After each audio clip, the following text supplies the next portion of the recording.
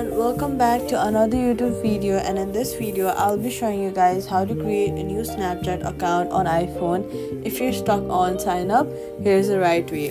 First of all, open Snapchat and then click on sign up. Next, what you're gonna do is enter your first name, and then if you want you could also enter your last name, but it's optional. Next, choose your birthday and then tap to continue. Create a username you like. This can't be changed later, so let's say Silla YD Sorts 123 or 12. So once you see the user is available, then you can choose that user. Next, set a strong password and enter your email and phone number once you set your password.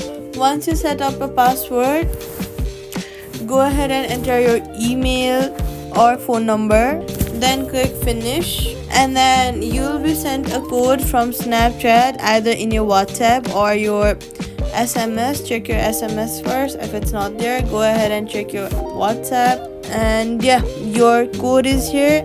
Click copy code and then type in your code. Once you're done typing your code, verify your code Once you're done, verify your code and you're done.